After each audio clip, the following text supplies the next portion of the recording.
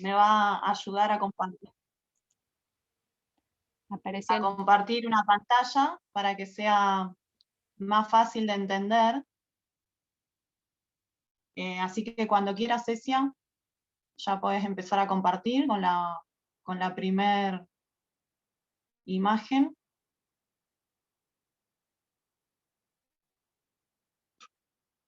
Bueno, ustedes saben que, como vimos en la primera reunión que pudimos llegar a hacer en el salón de forma presencial, el estudio para este año se llama La mente de Cristo.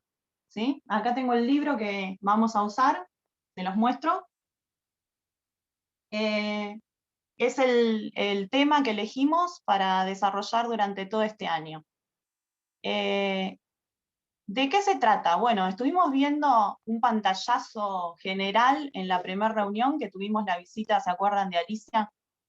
Y hoy vamos a empezar a desarrollar con un poco más de profundidad este tema. Quiero que leamos Romanos 8:29. Romanos 8:29. Si alguna lo quiere leer, por favor, estaría bueno que me ayuden. No quise agregar todos los textos en la pantalla para que podamos centrar un poco más la mirada en la Biblia y no estemos todo el tiempo mirando a la pantalla. Así que si tienen la Biblia ahí con ustedes, si no la buscan, y me ayudan a leer algunos versículos, ¿sí? Para poder entender mejor la palabra de Dios y aprender un poquito más. ¿Quién lo quiere leer? Romanos 8:29.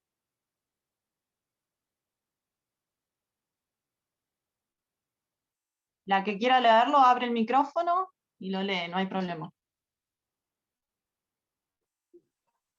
Ser semejante a Cristo, para eso Dios no creó. Sí, muy bien. ¿Y quién quiere leer el versículo en la Biblia? Romanos 8:29. Porque a los que antes conoció, también los predestinó para que fuesen hechos conformes a la imagen de su Hijo, para que Él sea el primogénito entre muchos hermanos. Bueno, leyó Francina, no sé si llegaron a leerlo, a escucharlo. Porque a los que antes conoció, también los predestinó, para que fuesen hechos conforme a la imagen de su Hijo. Y este es el propósito por el cual fuimos creadas, ¿sí? Dios nos creó para que nosotras llegásemos a ser semejantes a Cristo, ¿sí? Y este es el propósito también del estudio que vamos a desarrollar durante todas las reuniones del año. Otro versículo que va a ser, o un pasaje de la Biblia que va a ser clave en el estudio que vamos a desarrollar este año, está en Filipenses 2, del 5 al 11. Ahí si lo querés compartir, Ceci, a la próxima.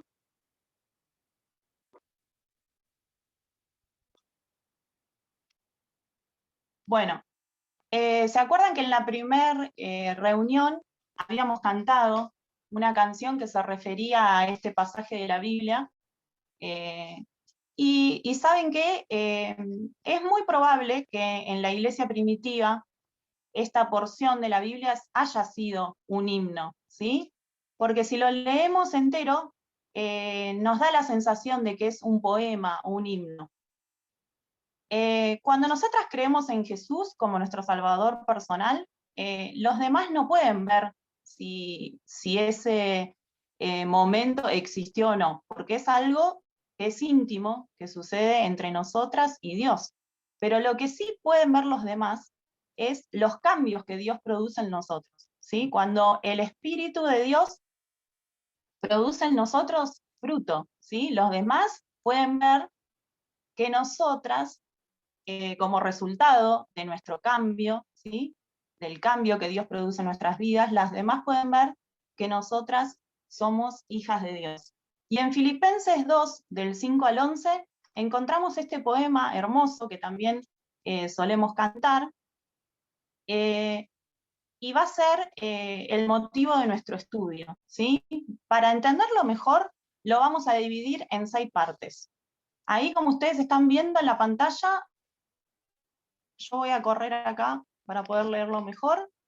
La primera parte lo vamos a dividir en 6. La primera parte es, haya pues en vosotros ese sentir que hubo también en Cristo Jesús.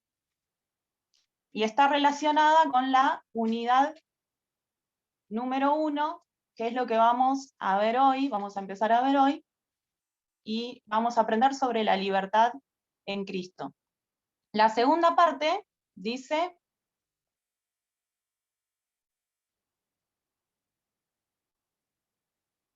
el cual, siendo en forma de Dios, no estimó el ser igual a Dios como cosa a que aferrarse, y ahí vamos a aprender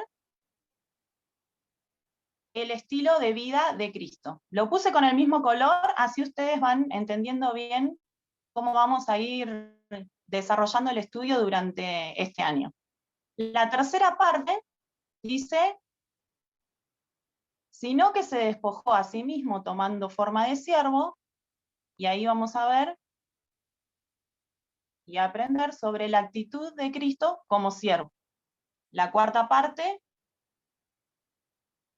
hecho semejante a los hombres y estando en la condición de hombre, vamos a aprender sobre la naturaleza humana de Cristo. En la quinta parte, se humilló a sí mismo haciéndose obediente hasta la muerte y muerte de cruz. Vamos a aprender sobre la santidad y el amor de Cristo. Y la última parte, por lo cual Dios también lo exaltó hasta lo sumo y le dio un nombre que es sobre todo nombre, para que en el nombre de Jesús se doble toda rodilla de los que están en los cielos y en la tierra y debajo de la tierra, y toda lengua confiese que Jesucristo es el Señor, para gloria de Dios Padre. Ahí vamos a aprender sobre el nombre de Cristo. Bueno, entonces ahí vemos esta porción de la Biblia, ¿sí? Este poema o himno, que podemos llamar, y dividido en 6 partes, y todo lo que vamos a ir aprendiendo en el año. Ahora pasamos a la otra Silvina, porque vamos a ver características de la mente de Cristo. La primera la vamos a buscar en Romanos 8:6. Le pido que me ayuden, que todas puedan participar a leer, así lo hacemos un poco más rápido. Romanos 8:6. La que quiera leerlo, enciende el micrófono y comparte la lectura. ¿Lo tienen? Sí. 8:6. 8:6. Porque el ocuparse de la carne es muerte, pero el ocuparse del espíritu es vida y paz. Muy bien. La primera característica entonces que vamos a ver de la mente de Cristo es que es viva. Si nosotras estamos muertas, ¿sí? Lejos de Dios, si no hemos sido salvas, no podemos tener esta característica, ¿sí? En Cristo tenemos vida, y como dice Juan 10:10, un versículo que todas conocemos, dice que Jesús vino a darnos vida, y vino a darnos vida en abundancia. Solo podemos tener vida, ¿sí? Si estamos en Jesús. No, muchas veces,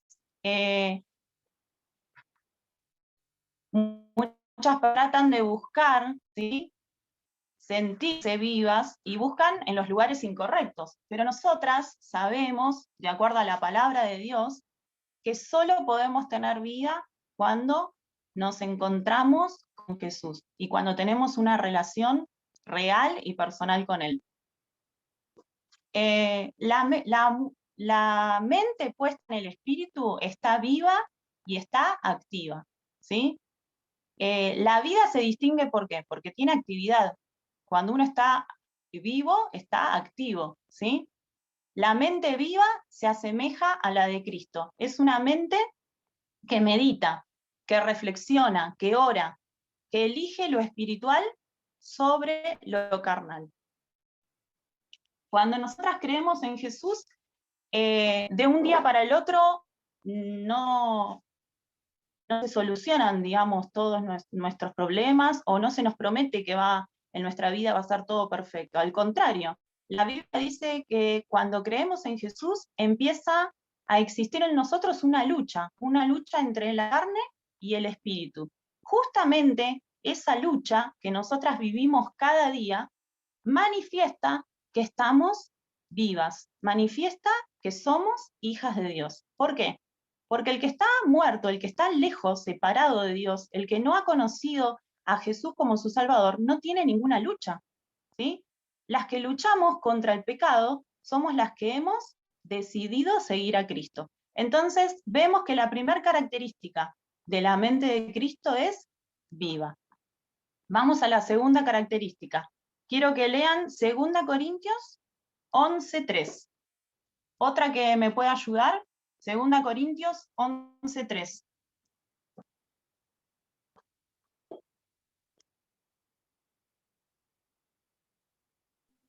Aparte así las escucho porque como yo estoy compartiendo la pantalla, no estoy viendo a ninguna, y si no las escucho parece que estoy sola. Así que ayúdenme a leer. 2 Corintios 11:3. Dice, pero temo que como la serpiente con su astucia engañó a Eva, vuestros sentidos sean de alguna manera extraviados de la sincera fidelidad a Cristo. Muy bien, la segunda característica de una mente que se asemeja a la de Cristo es que tiene perseverancia, que persevera. ¿Persevera en qué? Persevera en seguir a Cristo. Y muchas de nosotras sabemos, ¿no?, por experiencia propia, que tendemos a distraernos con mucha facilidad, tendemos a desviarnos, ¿no?, con mucha facilidad. Perdemos el rumbo. Y el perseverar es un acto que comienza en la mente. El cristiano que persevera tiene la vista atenta en Cristo, ¿sí? Nuestra mirada está centrada en su persona, está centrada en su palabra, está centrada en sus mandamientos. Y para no desviarnos o distraernos y no empezar a mirar para los costados, tenemos que centrar nuestra vista en Cristo, puesto los ojos en Cristo y seguir su ejemplo. El perseverar tiene mucha relación con la atención, con los ojos, con la mirada. Dirigir nuestra atención hacia Jesús, centrarnos en Él, ¿sí? La tercera característica que vamos a ver está en Filipenses 2:3. Otra que quiera ayudar a leer, Filipenses capítulo 2, versículo 3.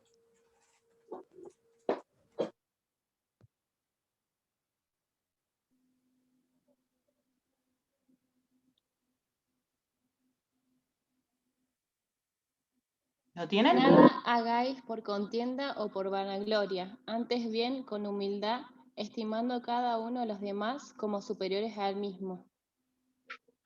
Muy bien, la tercera característica es la humildad, ¿sí? La mente de Cristo es humilde.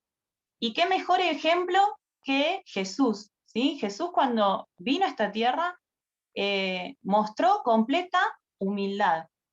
Aún siendo Dios, no dejó de ser humilde. ¿Y qué es lo opuesto a humilde? La altivez, la soberbia, la arrogancia, el orgullo. Por eso la humildad es una característica que tenemos que aprender a cultivar. Es una característica que es muy necesaria también para que podamos vivir con otros en la iglesia, ¿sí?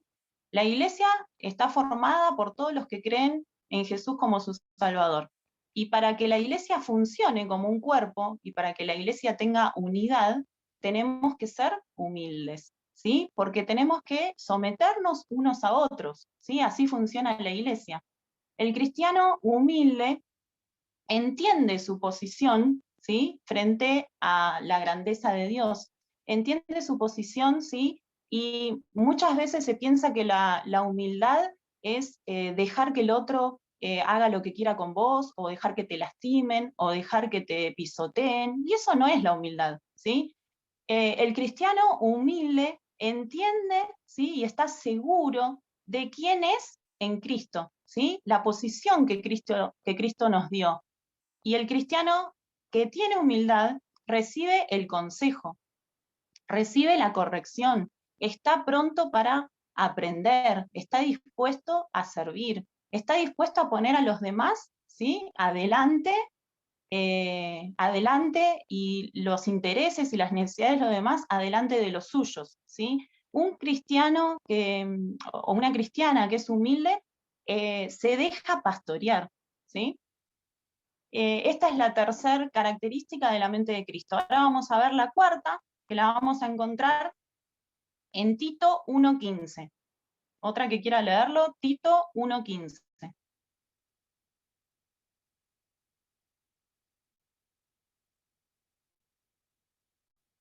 ¿Están ahí? Tito 1:15.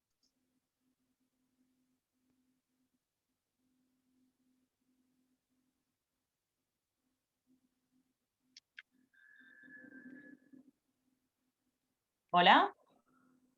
¿Se está Todas escuchando las bien? cosas son puras para los puros, mas para los corrompidos e incrédulos nada les es puro, pues hasta su mente y su conciencia están corrompidas.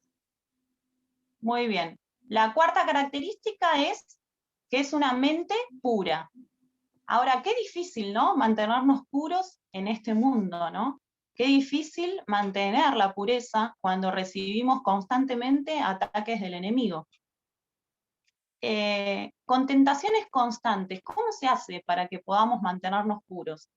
Y en el Salmo 101:3, yo se los busco, David nos da una ayudita, ¿sí? Nos comparte cuál era su táctica para poder mantenerse puro.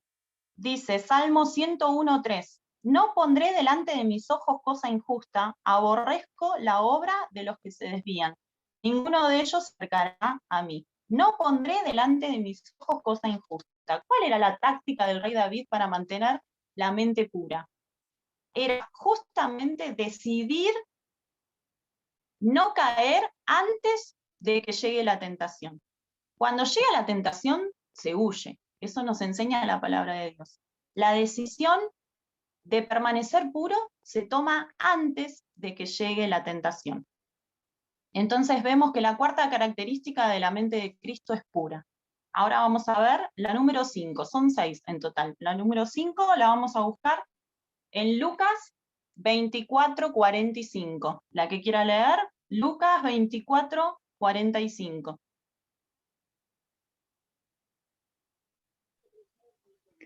Entonces les abrió el entendimiento para que comprendieses las Escrituras. Muy bien. Y acá vamos a ver que la mente de Cristo es sensible, ¿sí? Una mente que es sensible a lo espiritual, ¿sí? A lo espiritual y a lo que está dirigida o interesada por las cosas de Dios, ¿sí? No está pensando en otras o no se interesa por otras cosas. Es sensible a lo que Dios quiere decir, ¿sí? Es sensible a las enseñanzas y también a la obediencia. Un ejemplo de los discípulos lo podemos encontrar en Lucas 11, si ustedes se acuerdan, cuando los discípulos buscaron a Jesús, ¿sí? Y le pidieron que les enseñase a orar, ¿sí? Una mente de Cristo entonces también es sensible a la enseñanza. Y la última de las características está en Romanos 8:6, que es un texto que ya leímos, y si no también en Gálatas 5:22, que es un texto que creo que conocemos todas, que dice, mas el fruto del Espíritu es amor, gozo, paz, paciencia, benignidad, bondad, fe, mansedumbre, templanza. La última característica es paz, ¿sí? También podemos leer, si quieren, Mateo 11:28, un texto hermoso. ¿Alguien lo quiere leer? Mateo 11:28.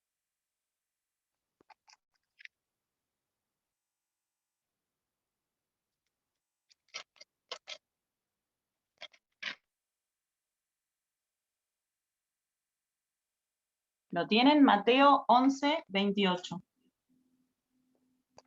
Venid a mí todos los que estáis trabajados y cargados, y yo os haré descansar. Muy bien. El único que nos puede dar esa verdadera paz es Jesús. Y acá vemos entonces las 6 características de la mente de Cristo: viva, perseverante, humilde, pura, sensible y pacífica. Ahora vamos a ver cómo estas 6 características se relacionan con el pasaje clave o central de nuestro estudio de Filipenses 2, del 5 al 11. Ahí, Cecia, si podés poner la otra. Muy bien. Fíjense, cada partecita, que la habíamos dividido en 6, se relaciona con una de estas características que acabamos de ver. La primera, haya pues en vosotros este sentir que hubo también en Cristo Jesús, se relaciona con la característica de viva. ¿Sí? Solo podemos estar o tener una mente viva si estamos primero en Cristo, si tenemos vida en Cristo, si somos verdaderamente salvas. La segunda parte, la que está en violeta, el cual siendo en forma de Dios no estimó el ser igual a Dios como cosa que aferrarse, se relaciona con la característica de perseverante. ¿Qué mayor ejemplo de perseverancia que el Señor Jesús, que vino a la tierra sabiendo que su misión era morir en la cruz, y no abandonó, no se distrajo en el camino, ¿sí? No puso excusas, sino que tenía bien claro cuál era su misión, ¿sí? Y cumplió y llevó a cabo lo que Dios le había encargado. Perseverante.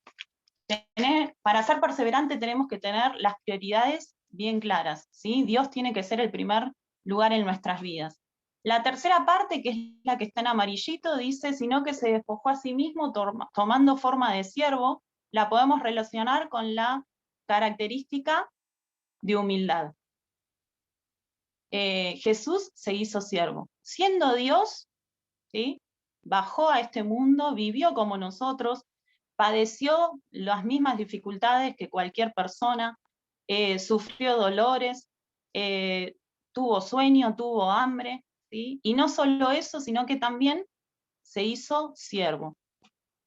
Para poder servir a otros es sumamente necesario que tengamos humildad. La cuarta parte, la que está en verde, hecho semejante a los hombres y estando en condición de hombres, la vamos a relacionar con la característica de la pureza. Jesús, siendo hombre, tuvo las mismas tentaciones. También fue traicionado, también tuvo emociones, sentimientos, dolores, dificultades. Sin embargo, se mantuvo puro, ¿sí? No hubo pecado en él. La quinta parte, que está en azul, se humilló a sí mismo, haciéndose obediente hasta la muerte y muerte de cruz, la vamos a relacionar con la característica de sensible. Una mente sensible. Jesús, el mayor ejemplo de obediencia, ¿sí? Para ser sensibles tenemos que estar dispuestos a aprender y también a obedecer. Y es una obediencia que nace naturalmente por amor y por agradecimiento. ¿Sí? No es una obediencia por obligación o por miedo al castigo, sino que es espontánea, tiene que surgir naturalmente de nuestras vidas. Y la última parte, la que está en marrón, por lo cual Dios también lo exaltó hasta lo sumo, y le dio un nombre que es sobre todo nombre, para que en el nombre de Jesús se doble toda rodilla de los que están en los cielos, en la tierra y debajo de la tierra, y toda lengua confiese que Jesucristo es el Señor, para gloria de Dios Padre. La vamos a relacionar con la característica de pacífica.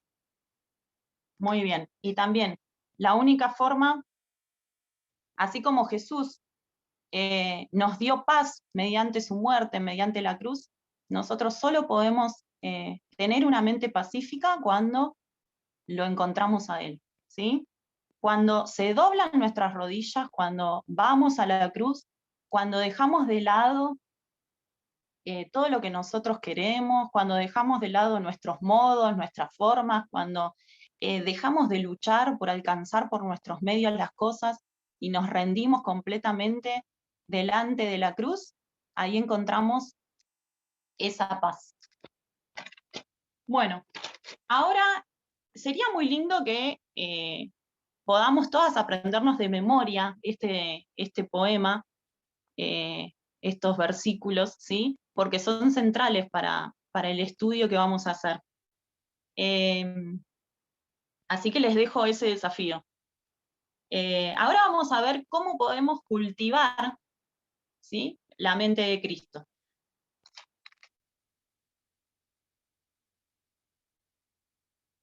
Y vamos a ver que hay 3 partes para poder llegar a tener la mente de Cristo, para poder llegar a tener estas características que estuvimos hablando recién. La fase inicial, sí, que tiene que ver con una palabrita clave que es fijar, ¿sí? Porque nos habla del principio de la voluntad, ¿sí? Ustedes saben que la diferencia, o lo que nos diferencia a los humanos de los animales, es que Dios nos hizo con voluntad, ¿sí? Nosotros podemos elegir, podemos decidir. La voluntad también nos permite decidir en qué pensar, y de esto estuvimos hablando mucho el año pasado, ¿se acuerdan cuando estuvimos viendo acerca de las mentiras y de la verdad? ¿Podemos controlar nuestras emociones? No, pero sí podemos controlar lo que pensamos, ¿sí? En 2 Corintios 10:5, yo se los leo, 2 Corintios 10:5,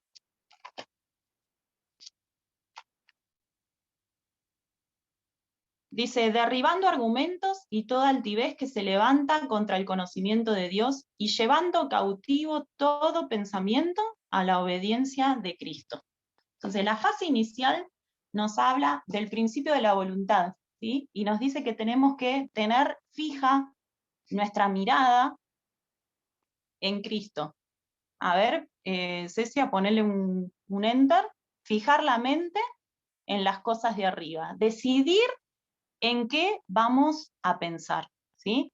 Tenemos que tener esto bien claro. Nosotras podemos elegir, ¿sí?, si pensar en las cosas espirituales o distraernos con las cosas de este mundo. La segunda fase es la fase de crecimiento, ¿sí? O se llama, acá el principio que le puso el libro, le puso principio del río. ¿Por qué? La palabrita clave sería renovar. El versículo sería Romanos 12:2. Es un versículo también bastante conocido, si alguien lo quiere leer. Romanos 12:2. Si lo tienen, lo pueden leer, si no leo.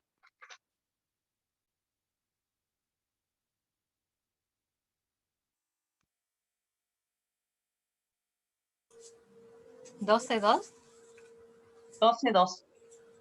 No os conforméis a este siglo, sino sean transformados por medio de la renovación de vuestro entendimiento, para que comprobéis cuál sea la buena voluntad de Dios, agradable y perfecta. Muy bien, entonces vemos que la palabra clave es renovar. En la fase inicial, la palabra clave era fijar. En la fase de crecimiento, la palabra clave es renovar. ¿Y por qué decimos principio del río? Porque esta fase nos habla de que hay un proceso, de que hay un crecimiento, ¿sí? ¿Y cómo es el río? Nosotras acá vivimos cerca de muchos ríos. ¿Cómo es el río? El río tiene movimiento, ¿sí? El río corre, tiene correntada. El río tiene vida, está activo. A diferencia de un charco ¿cómo es? Tiene agua estancada, ¿sí? Agua que no se mueve, agua que empezamos a sentir con feo olor. Bueno, esa es la diferencia. El río tiene vida y nos habla de que es un proceso continuo, ¿sí?, que está avanzando, ¿sí?, constantemente. Menos de nosotras, más de Dios, ¿sí? Un crecimiento gradual. Cuando no hay crecimiento en una vida cristiana, es señal de que algo anda mal. En Juan 7:38, les leo, dice, Juan 7:38 dice, el que cree en mí, como dice la Escritura, de su interior correrán ríos de agua viva. De esto nos habla esta fase de crecimiento, ¿sí? Acuérdense del río que corre, que tiene movimiento, que tiene vida, ¿sí? Que avanza, ¿sí? No está estancado como el charco. Vemos que Dios entonces tiene que ir renovando nuestra mente. Y la tercera fase es la fase de la acción o la fase de la capacitación, ¿sí? Y la palabra clave ahí es actuar o ceñir. Ceñir por ahí es una palabra que no usamos tanto hoy en la actualidad, pero en la antigüedad se hacía referencia que se usaban túnicas, y cuando alguien tenía que estar preparado para correr, para escapar, o porque estaban en guerra, ¿qué hacían?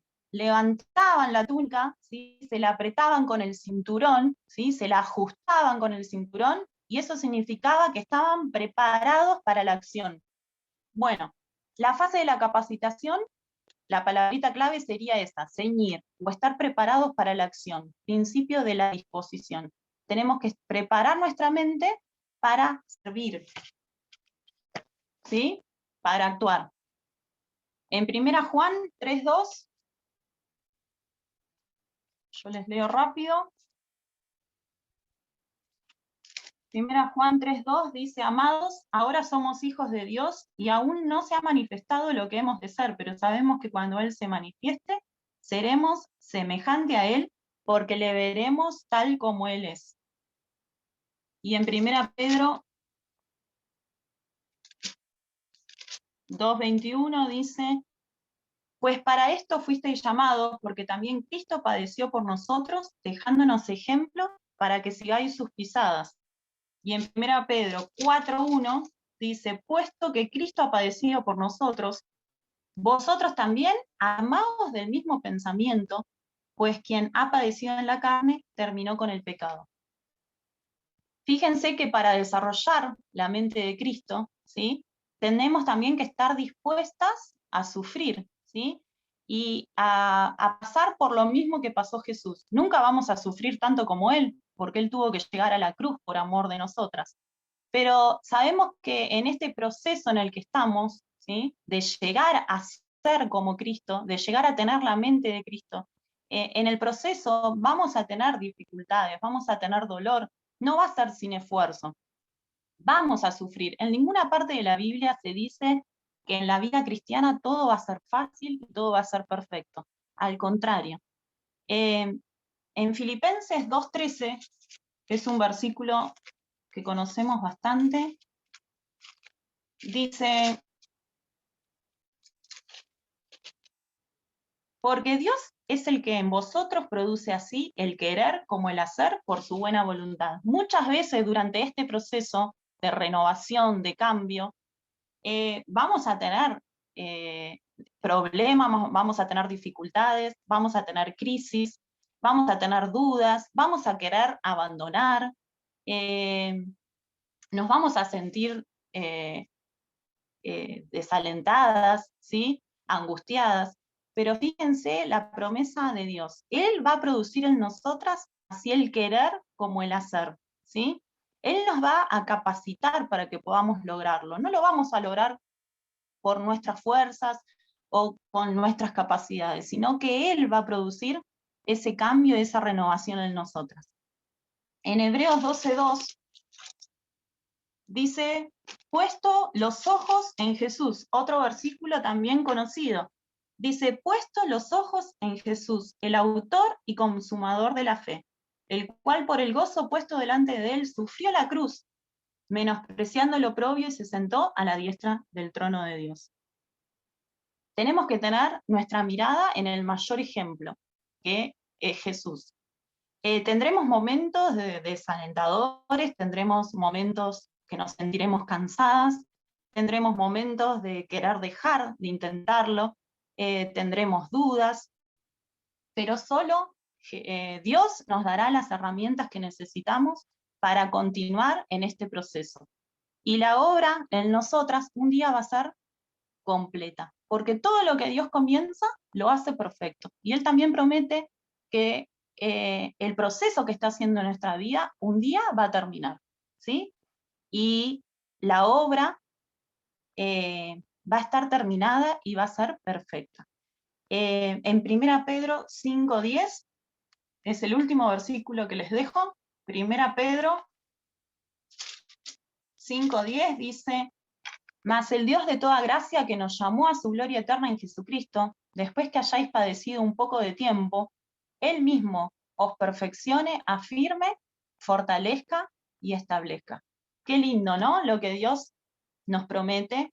Y dice, un poco de tiempo. A veces nos parece que lo que estamos viviendo no se termina más, o que la situación que estamos atravesando es para siempre, o es lo más feo que tenemos que pasar, ¿sí?